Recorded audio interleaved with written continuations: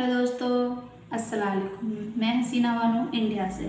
तो हम आपके लिए एक और नई वीडियो लेके आ गए। वीडियो का टाइटल है इजराइल के लोगों ने इजराइल का करा विरोध। तो क्या विरोध करा, इस वीडियो को देख के ही पता चल जाता है। वीडियो करते हैं शुरू, देर न करते। नमस्कार दोस्तों, ये तस्वीर देखिए। ये इजराइल के खिलाफ सड़कों पर उतरे लोग हैं। ये तस्वीर देखिए, पूरी सड़क खचाखच भरी हुई है।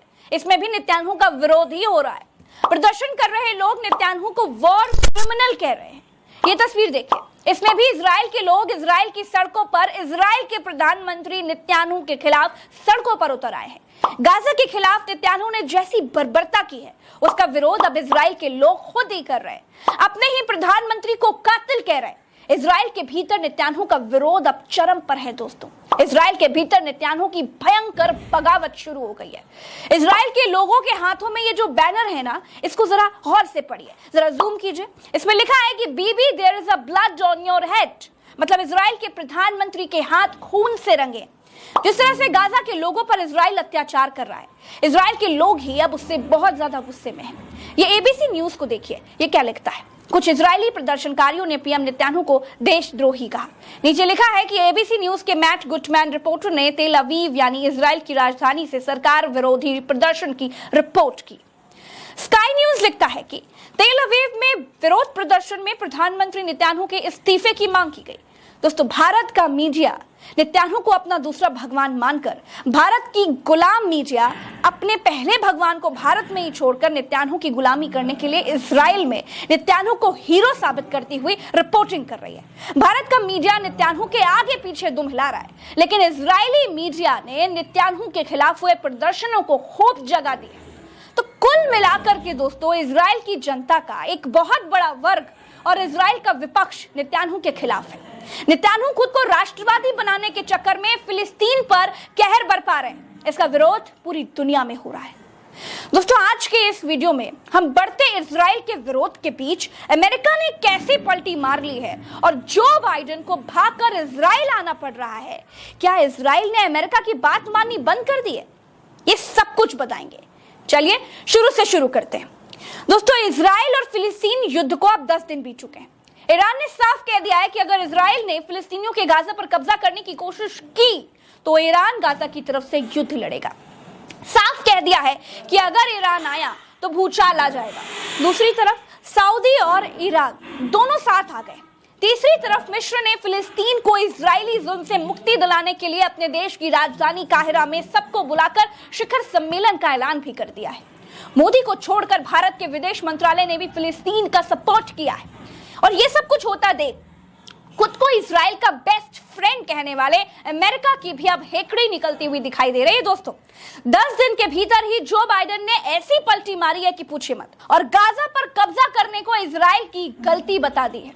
दोस्तों, बाइडेन अमेरिकी न्यूज और रेडियो चैनल सीबीसी को एक इंटरव्यू दे रहे थे। उन्होंने उसमें कहा कि मुझे लगता है कि गाजा पर इजरायली कब्जा करना ये एक बहुत बड़ी गलती होगी। मेरा विचार है कि गाजा में जो हुआ वो हमास के कारण हुआ। हमास के चरमपंथी सभी फिलिस्तीनियों का प्रतिनिधित्व नहीं करते हैं। मुझे लगता है कि इजराइल के लिए गाजा पर दोबारा कब्जा करना ये एक बड़ी गलती साबित होगी। दोस्तों, इजराइल में हवा भरने वाला अमेरिका ही है, और जब से अमेरिका ने अरब देशों को इकट्ठा होते देख लिया है, तब से अमेरिका की हवाइयां उड़ी हुई हैं। अंदेशा जताया जा रहा है कि इजराइल में अमेरिका के हथियारों के गोदाम हैं। उनका गलत इस्तेमाल इजराइल कर रहा है, इसीलिए अमेरिका को भागकर इजराइल आना पड़ गया है। दोस्तों, अब तक इजराइल गाजा को उड़ा देने की बात कर रहा था, लेकिन यूएन में इजराइल के राजदूतों गिलाड एडॉन और माइकल हर्जोग के सुर भी अब बदले हुए दिखाई दे रहे हैं। दोनों ने यूएन में क्या कहा है वो आपको सुनना चाहिए। उनके देश को गाजा पर कब्जा करने में कोई दिलचस्पी नहीं है। हमारी गाजा पर कब्जा करना या दोबारा कब्जे करने की कोई इच्छा नहीं है। न हम 20 लाख से ज्यादा फिलिस्तीनियों के जीवन पर शासन करना चाहते हैं।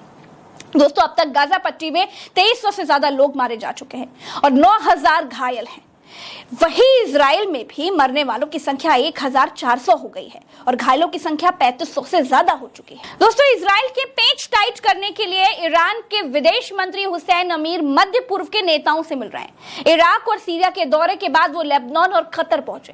कतर में ही उन्होंने इजराइल को चेतावनी दे दी है कि अगर लेबनान का हिजबुल्लाह गाजा की रक्षा के लिए उतरते हैं तो ये संघर्ष मध्य पूर्व के दूसरे इलाकों में भी फैल सकता है, और अगर ऐसा हुआ तो इजराइल को बड़े भूकंप का सामना करना पड़ेगा। दोस्तों, अमेरिकी न्यूज वेबसाइट एक्सियोस ने सूत्रों के हवाले से लिखा है कि ईरान ने संयुक्त राष्ट्र के जरिए इजराइल को संदेश दिया है कि अगर गाजा में इजराइल का अभियान जारी रहा तो ईरान को दखल देना पड़ेगा, खासकर अगर इजराइल गाजा पर जमीनी हमला करता है। जब से संदेश अमेरिका पहुंचा तो जो बाइडेन ने पलटी मार दी और कहा कि गाजा पर कब्जा इजराइल की सबसे बड़ी गलती होगी और भागकर इजराइल आने का ऐलान कर दिया। दोस्तों, अमेरिका पूरी कोशिश कर रहा है कि ईरान और लेबनान का हिजबुल्लाह गाजा संघर्ष में शामिल ना हो, और अगर ऐसा हुआ तो अमेरिका को इजराइल छोड़कर भागना पड़ेगा। आशा करते हैं कि इस पूरे एनालिसिस वीडियो में आपको हर चीज बड़ी आसान भाषा में समझ में आ गई होगी। चलते हैं, वीडियो अच्छा लगे तो वीडियो को शेयर जरूर कीजिएगा, चैनल को सब्सक्राइब जरूर कीजिएगा, और अगर ये वीडियो फेसबुक पेज पर देख रहे हैं तो पेज को फॉलो जरूर कीजिएगा। नमस्कार, राम राम, दुआ सलाम, जय हिंद। वीडियो देख के आपको क्या लगा कि इजराइल के लोग इजराइल का क्यों विरोध कर रहे हैं? तो मैं बता दूं, इजराइल के लोग इजराइल का विरोध इसलिए कर रहे हैं कि जो फिलिस्तीन है ना, फिलिस्तीन की गाजा पट्टी जो है, वहाँ पे 2300 लोग शहीद हो चुके हैं, 9000 से ज़्यादा घायल हैं। तो इसीलिए इजराइल के लोग इजराइल का विरोध कर रहे हैं। वहाँ के प्रधानमंत्री को खूनी बताया जा रहा है। तो वो तो वही जानते हैं, खूनी तो है, ये तो कहा ना जा सकता, खूनी तो है। तो फिलिस्तीन से मोहब्बत करते हैं तो उन्हें उनका साथ दें, सपोर्ट करें और उन्हें दुआओं में याद रखना। मिलते हैं नेक्स्ट वीडियो, तक के लिए अल्लाह।